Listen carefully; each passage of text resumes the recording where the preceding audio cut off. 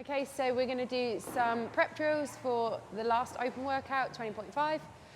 We've got wall balls, rowing, and then either pull-ups or ring muscle-ups. So a lot of shoulder work needed, and then lower body work if you know you're a little bit more restricted with your depth when it comes to a squat. So we're going to start with the bottom. We're going to work up. For the range of motion, we're going to look to gain that from the ankles and then through the hips for the wall ball. So we're going to put a ball in behind the knee.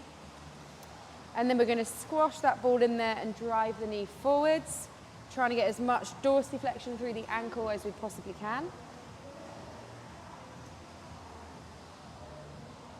And you're just going to work that ball down the leg, focusing on driving the knee over the toe until we get it right the way down over the Achilles.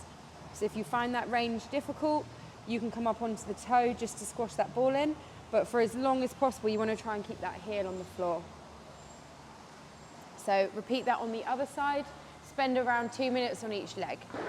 For the hips, nice and simple. We're just going to go into a long lunge, push the knee forward again, dorsiflexion of the ankle, and then drive the knee out and draw some little circles.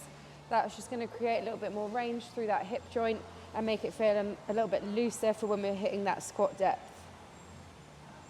So again, like I said, if you're stiff through the lower body, spend a little bit of extra time through that area. When it comes to wall balls, you don't want to be wasting any time doing no reps. So upper body now, a lot of shoulder prep needed. If you're going to be attempting ring muscle ups, you've never done them before, that's a lot of stress through your shoulder joint. So be really, really safe, be sensible with that. Firstly, we're just going to get some range through the shoulders. We're going to start in a wide grip with a pipe, reach tall and pass behind the head. Reach tall and pass back in front. So it's an active, engaged movement. We're not just winging the bar over and back. You're passing it by reaching the entire range and all the way back. Okay, so as you start to loosen, you're just going to bring the hands very, very slightly closer together.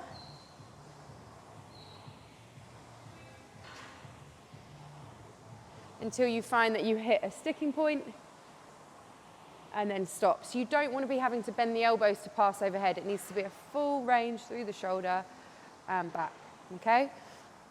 Then we're going to look at a drop through to allow that extension through the upper back for the kipping, whether we'll be doing kip and pull-ups or kip and ring muscle-ups. So we're going to go side of the hands on the bench, then we're going to drive the chest down and through, focusing on extending through that upper back, that region between the shoulder blades.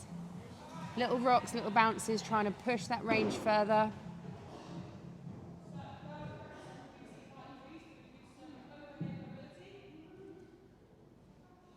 Then we're going to take this stretch round, up onto the bench.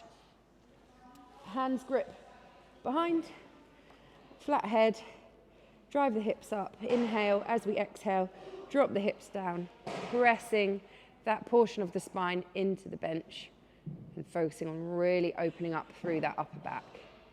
You're going to just change every now and then to a different section and repeat.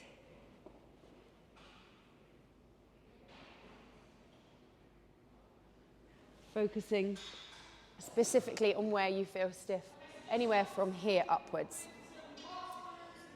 Shoulder extension. So this is really, really important if you are going to be doing ring muscle ups, especially if you don't have a huge volume of these and there's a high risk of failing through, or as the fatigue sets in, there's a risk of failing through. Extension is really important that we warm this up, okay? So it doesn't matter if your fingers point forwards or outwards or backwards, complete preference. We're going to just lift up into a tabletop and hold for 10 seconds, okay? The optimum position being a nice flat surface.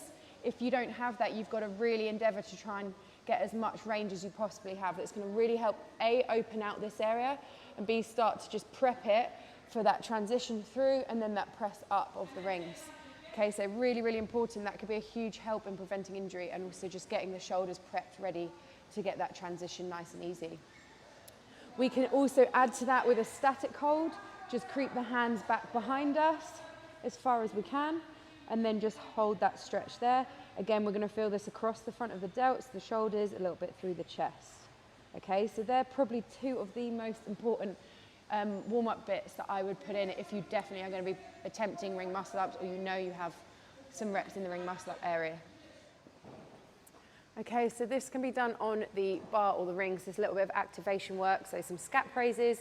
Really important we go for a full grip, so thumbs wrapped around the bar like so.